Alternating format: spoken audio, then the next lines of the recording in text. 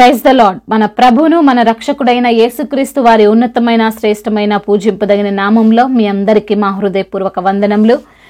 ఈరోజు దేవుని వాక్యము, నీవికనెంత మాత్రము కన్నీళ్లు విడువవు, ఆయన నీ మొర విని నిశ్చయముగా నిన్ను కరుణించును.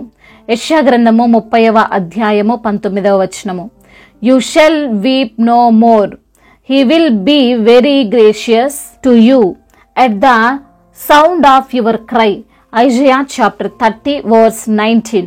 ఈ రోజుకు గాను దేవుడు మనకు అనుగ్రహించిన వాక్య భాగమును బట్టి ధ్యానించుకుందాము. ప్రియమైన సహోదరి సహోదరులారా, మన యొక్క జీవం కలిగిన దేవుడు, సజీవుడుగా ఉన్న మన ప్రభు మన యొక్క ప్రార్థన విని దానికి తప్పక జవాబిస్తాడు.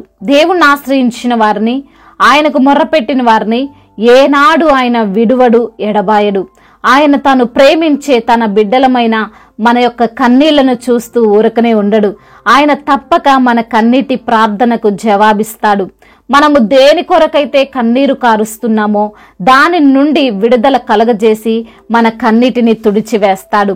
బైబిల్ పరిశుద్ధ లేఖనములు సెలవిస్తున్నాయి, నా కన్నీళ్లు నీ బుడ్డిలో నుంచబడి ఉన్నవి కదా, అవి కవిలలో కనబడును అని. అనగా దేవుడు మనం కారుస్తున్న ప్రతి ఒక్క కన్నీరుని జాగ్రత్త చేస్తున్నాడు. మనం కారుస్తున్న కన్నీటిని చూస్తున్నాడు. అవును ప్రియమైన సహోదరి సహోదరులారా, మన కన్నీటి ప్రార్థనకు ఎంతో విలువ ఉంది. మనము చేసే యథార్థవంతమైన ప్రార్థనను, విరిగి నలిగిన హృదయముతో మనము పెట్టే మొరను దేవుడు తప్పక విని జవాబును దయచేస్తాడు.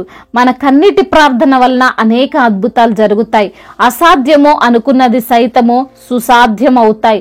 శత్రువునైనను, బాధలైనను, అంధకార సంబంధులైనను మన యొద్ద నుండి తరమగల శక్తి మనము చేసే ప్రార్థనకు ఉంటుంది.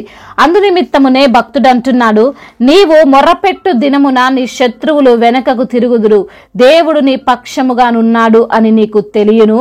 నీతిమంతులు మొర్రపెట్టగా యెహోవా ఆలకించెను, అతని శ్రమలన్నిటిలో నుండి అతన్ని రక్షించెను అని.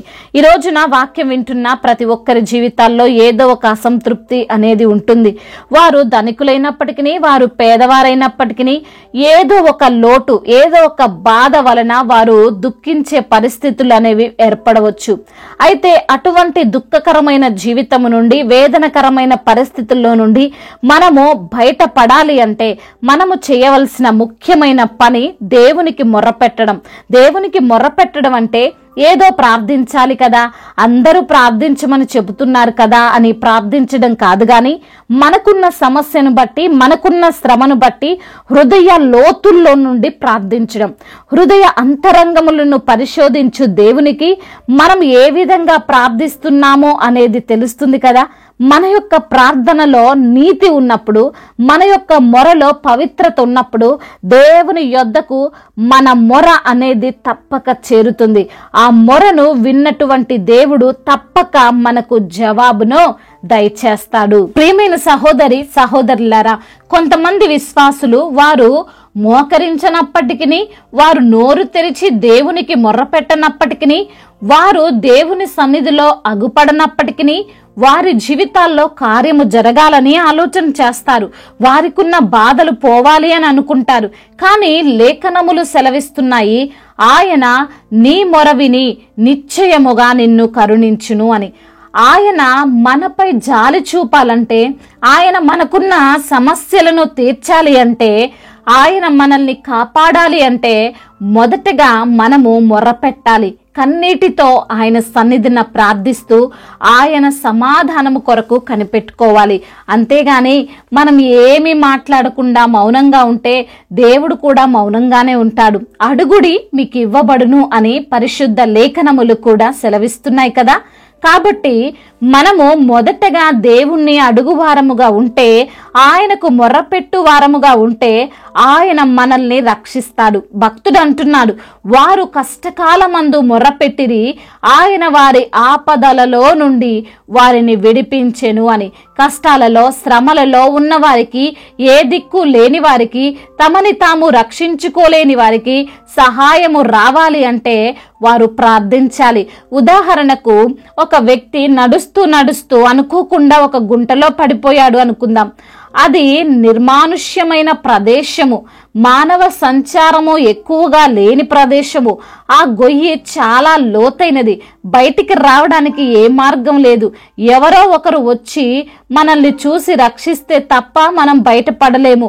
అటువంటి స్థితిలో ఉన్న ఆ వ్యక్తి ఎవరో ఒకరు వచ్చి నన్ను రక్షిస్తారులే అని ఆ గుంటలో మౌనంగా కూర్చుంటే, మరి సహాయము కోరకుండా ఎవరిని పిలవకుండా సైలెంట్ గా ఉంటే ఎన్ని రోజులైనా ఆ గుంటలోనే ఉండిపోవాల్సి వస్తుంది కదా. అలా కాకుండా నేను ఎలా అయినా బ్రతకాలి, బయటపడాలి అని తానున్న పరిస్థితిని బట్టి తన శక్తి అంతా ఉపయోగించి కేక వేసినప్పుడు ఎవరో ఒకరు ఏదో ఒక సమయంలో ఆ వ్యక్తిని తప్పక రక్షిస్తారు. అదే విధంగా ఈ రోజున ఈ మాటలు వింటున్న మనం కూడా దేవునికి వినపడేంత వరకు, ఆయన మన వైపు చూసేంత వరకు, మనకున్న కష్టాన్ని బట్టి, బాధను బట్టి, శ్రమలను బట్టి పూర్ణ హృదయముతో, పూర్ణ ఆత్మతో దేవునికి మొర్రపెట్టినప్పుడు దేవుడు కూడా మన కష్టాలను తీసివేస్తాడు. మనము పడిపోయిన ఆ గుంటలో నుండి బయటకు వస్తాము. అప్పటి వరకు ఏ బాధను భరించలేక మన కన్నీళ్లు విడిచామో ఆ బాధను మన యొద్ద నుండి తీసివేసి మన కన్నీరును తుడుస్తాడు. మన మొర అనేది దేవునికి కరుణించేదిగా ఉన్నప్పుడు, మన ప్రార్థన అనేది ఆయన సన్నిధిలో నిందారహితముగా ఉన్నప్పుడు, ఈ రోజు దేవుడు వాగ్దానం చేసిన ప్రకారం మనము ఏ రోజు కూడా మన శ్రమలను బట్టి బాధపడం, మనకున్న సమస్యను బట్టి మన కంటిలో నుండి కన్నీరు రాక మునిపే ఆ సమస్య నుండి మనకు దేవుడు విడుదలను దయచేస్తాడు. ఈరోజు దేవుడు నీపై కరుణ చూపబోతున్నాడు గనుక నీ మొర దేవునికి వినిపించు. ఇక మీదట నువ్వెప్పటికీ దుఃఖించవు. ఈ వాక్యము దేవుడు దీవించునుగాక. ఈ వాగ్దానము మనలో ఫలించులాగున ప్రార్థించుకుందాము. ప్రతి ఒక్కరు కూడా ప్రార్థనలో ఏకీభవించగలరు. ప్రార్థన. మహాశక్తి సంపన్నుడా, మహోన్నతుడా, కృపా కనికరములు కలిగిన దేవా, వాత్సల్యత చూపే తండ్రి, మీకు స్తోత్రాలయ్యా. ఈ రోజున తండ్రి వాక్యము ద్వారా మీరు మాతో మాట్లాడారు, మమ్మల్ని బలపరిచారయ్యా, ధైర్యపరిచారు. అవును తండ్రి, కన్నీటితో ప్రార్థిస్తే తప్పక మా ప్రార్థనను వినే దేవుడువని, మా కన్నీటిని చూసి తండ్రి త్వరగా మాకు సహాయం చేసే దేవుడువని, మేమున్న సమస్యల నుండి, మేమున్న శ్రమల్లో నుండి విడిపించగల అయ్యా మరి తండ్రి సమర్థుడు అని తండ్రి ఈ రోజున వాక్యము ద్వారా మీరు మాతో మాట్లాడారు. అవును తండ్రి, మేము కార్చే ప్రతి కన్నీటికి మీ దగ్గర లెక్కుంది ప్రభా. అందును బట్టి మీకు స్తోత్రాలు. ఎందరైతే బిడ్డలు అనారోగ్య సమస్యతో బాధపడుతున్నారో ప్రభా, అయ్యా మరి తండ్రి మంచాన పడి ఉన్నారో నా తండ్రి, వారి నిమిత్తం ప్రార్థిస్తున్నాం తండ్రి.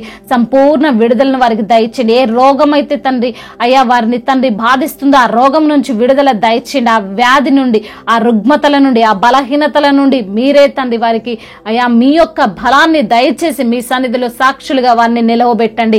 ఆర్థిక సమస్యలను కొట్టివేయండి ప్రభా. అయ్యా గృహములో అయ్యా మరి తండ్రి ఉన్నటువంటి ఆ లేమిని, ఆ కొరతను తీసివేసి సమృద్ధిని బిడ్డలకు మీరు అనుగ్రహించండి తండ్రి.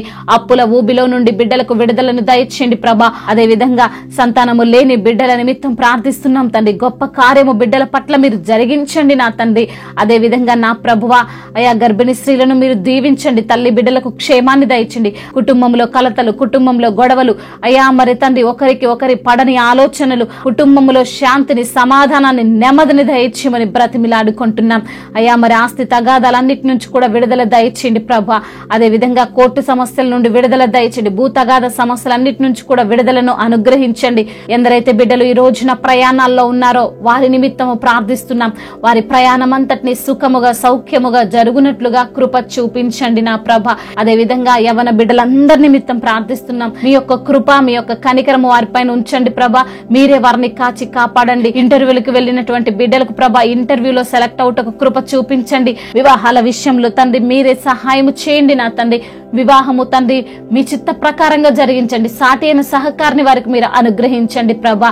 వృద్ధులను మీరు బలపరచండి అయా. దైవ సేవకులందరికీ మీరు తోడుగా ఉండండి. వారికి ఉన్న ప్రతి అవసరతను మీరు అయా మీ యొక్క మహిమైశ్వర్యంలో తీర్చమని బ్రతిమిలాడుకోండి. వేడుకుంటున్నాం. ప్రతి ఒక్కరికి మీరు తోడుగా ఉండండి. విదేశాల్లో ఉంటున్న ప్రతి బిడ్డకు మీరు తోడై ఉండండి ప్రభా.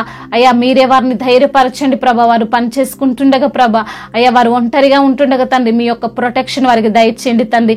మా భారతదేశమును, తెలుగు రాష్ట్రాలను కూడా దీవించండి అయ్యా. అయ్యా సమయోచితమైన జ్ఞానాన్ని అధికారులకు మీరు అనుగ్రహించండి. అధికారులందరూ కూడా రక్షించబడినట్లుగా కృప చూపించమని బ్రతిమిలాడుకుంటూ తండ్రి ఇంతవరకు చేసిన ప్రార్థన అంతటిని మీ పాద సన్నిధిన చేర్చుకోమని మనాదుడు సర్వశక్తిమంతుడు సర్వాధికారి అయిన నజరేడైన యేసుక్రీస్తు వారి బలమైన నామంలో ఈ ప్రార్థనను అడిగి వేడుకొని పొందుకొని ఉన్నాము మా ప్రియ పరలోకపు తండ్రి. ఆమేన్. ఈ రోజు పెళ్లి రోజు మరియు పుట్టినరోజు జరుపుకున్న వారందరినీ దేవుడు దీవించి సకల మేలులతో, ఆశీర్వాదములతో, కృపాక్షేమములతో, శాంతి సమాధానముతో దేవుడు మిమ్మల్ని నింపునుగాక. మీ యొక్క ప్రార్థన అవసరతలను మాకు తెలియజేయగలరు. మీ కొరకు మేము తప్పక ప్రార్థిస్తాము.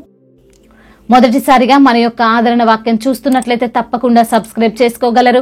ఈ వాక్యం మీకు ఆశీర్వాదకరముగా ఉండినట్లయితే అనేకులకు కూడా ఈ వాక్యాన్ని పంపి మీరు కూడా దేవుని యొక్క రాజ్య సువార్తలో పాలిభాగస్తులు కావాలని దేవుని పేరిట మనవి చేసుకుంటున్నాం.